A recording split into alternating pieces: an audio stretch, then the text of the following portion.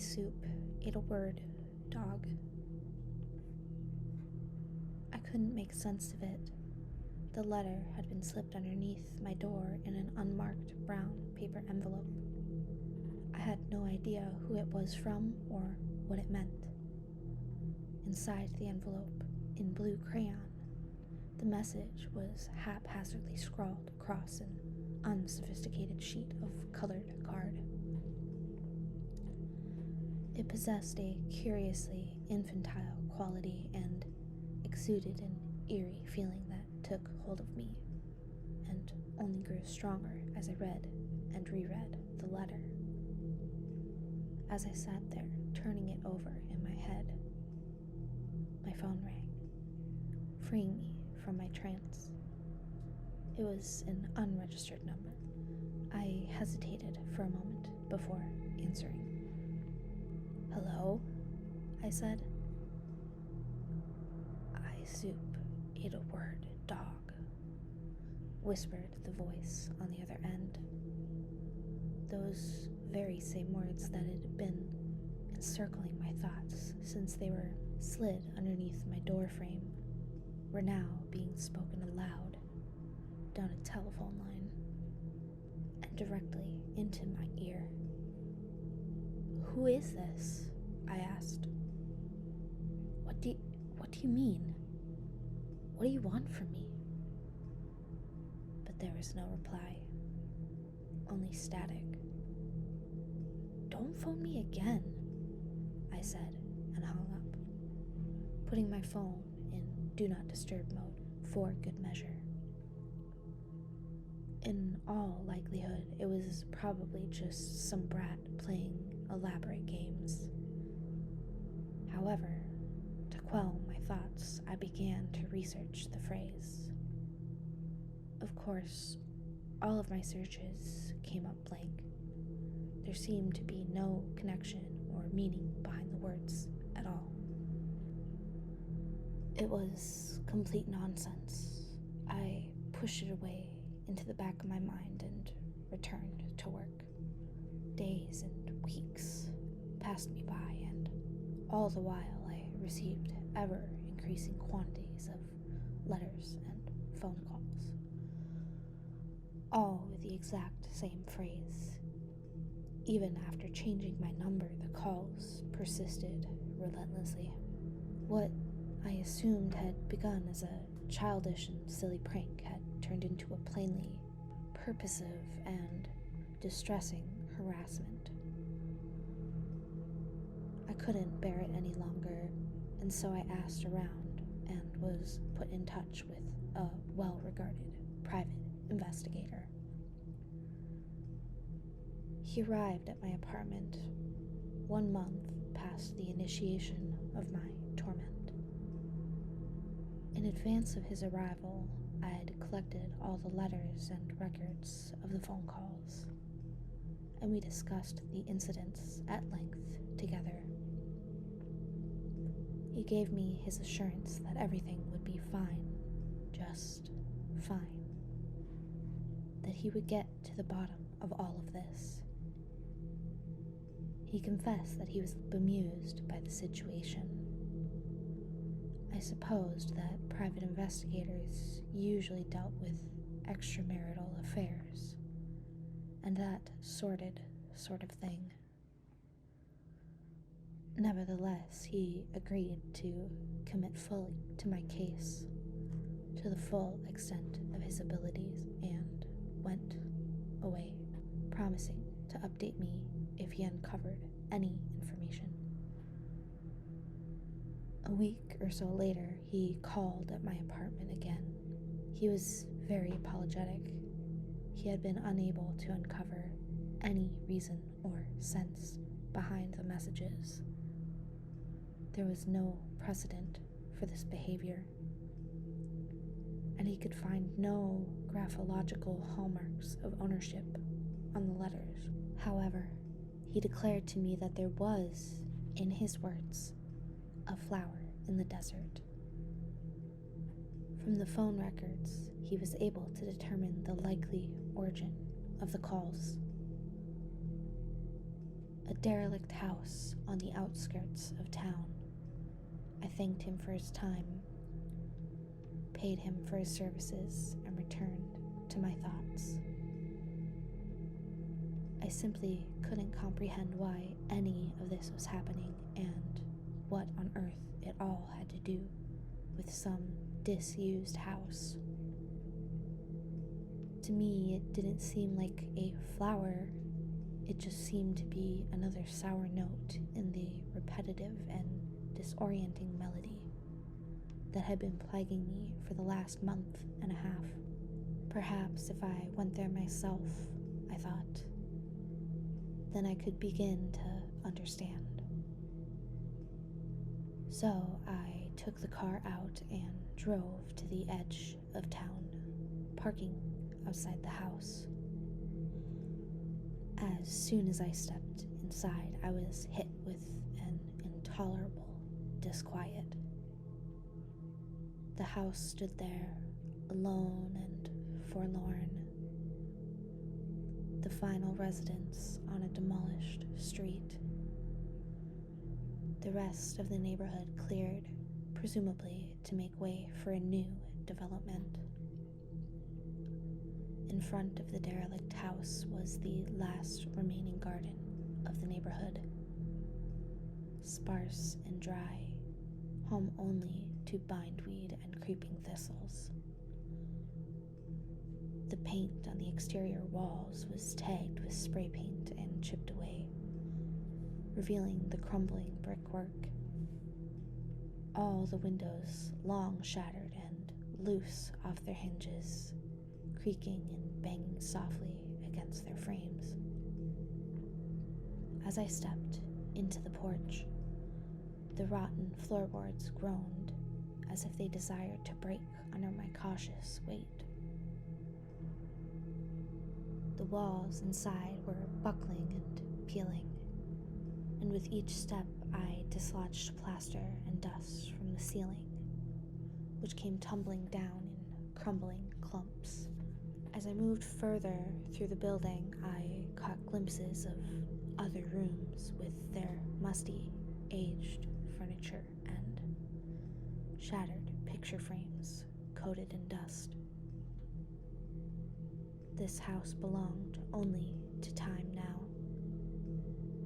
I searched the building and found nothing but cobwebs. Then I noticed a door underneath the stairs to a basement. I twisted the grimy handle. The basement itself was dark and I could see very little, so I turned on my phone torch. I took great care stepping down onto the staircase. Again, I'd found the wooden planks rotten and unstable. As I arrived at the bottom of the stairs, there, etched into the wall, was the phrase that had tormented me so. I soup ate a word, dog.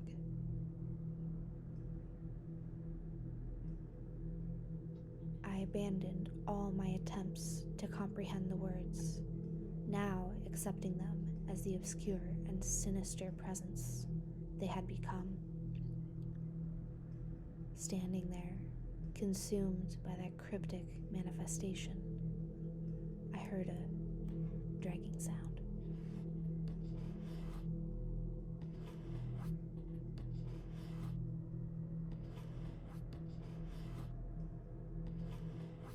Turning, I found myself confronted by the umbra figure. It was something like a young child, but her form was distorted. She had long, boneless arms and was poised on top of two stubby, spindled legs.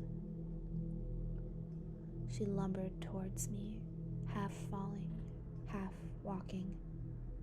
She whispered those senseless words. This creature surely was the source of my persecution. I soup ate a word, dog. She whispered again, emphasizing each word with terrible and peculiar inflections. There was no mistaking it. The voice from the phone calls belonged to her. This was the pernicious being that had tormented me so, sending me those senseless letters and making those relentless phone calls. But why?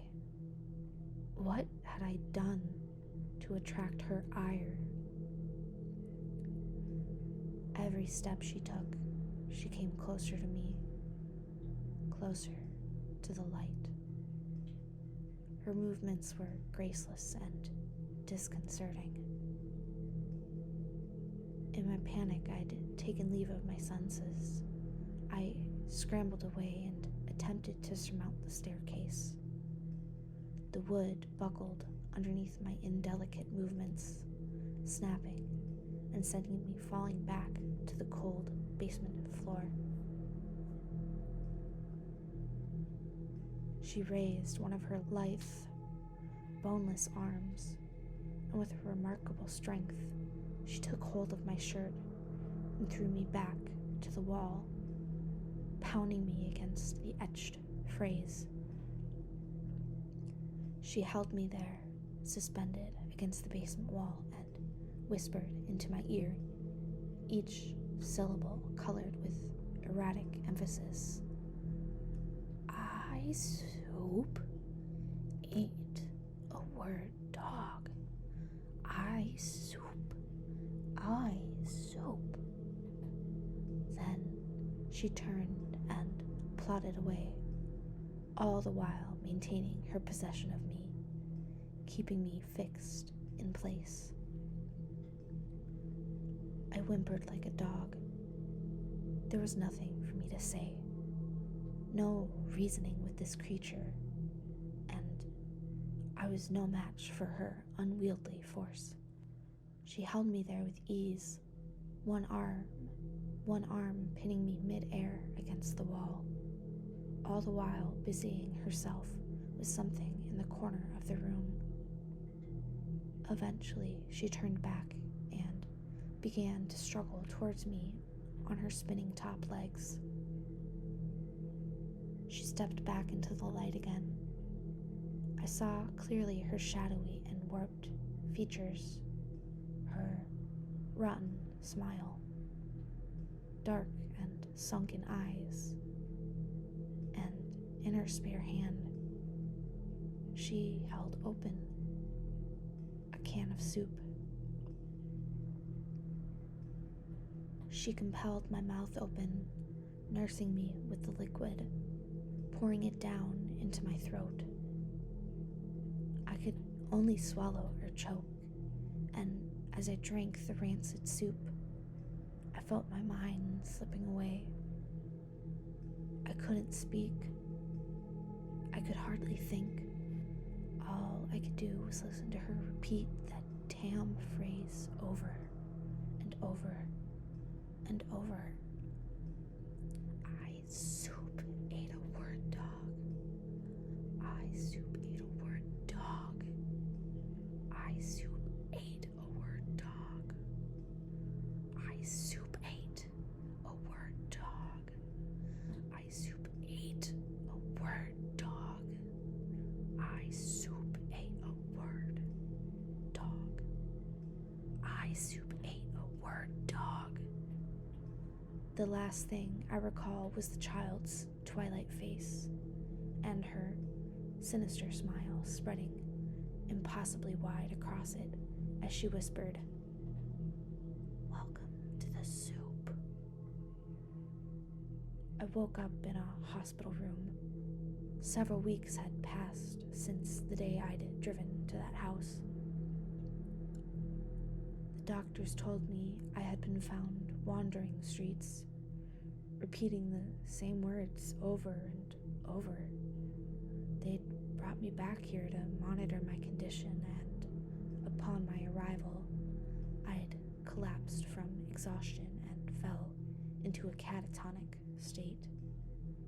They had no medical explanation for my affliction. When I explained to them the circumstances that had brought me there, they agreed to arrange a meeting for me with the police.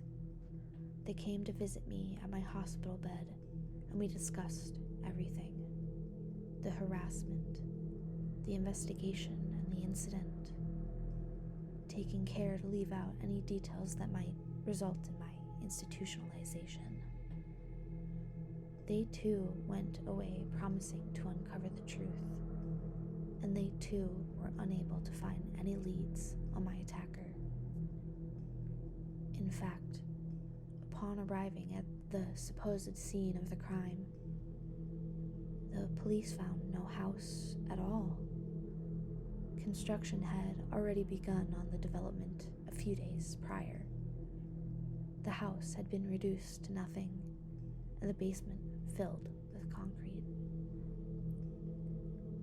I suppose no one else will ever truly know what happened to me. No one will ever truly understand what I went through, why I had to go through it, or how it even happened. As for myself, I've been left with only one reasonable explanation. I soup, ate a word, dog.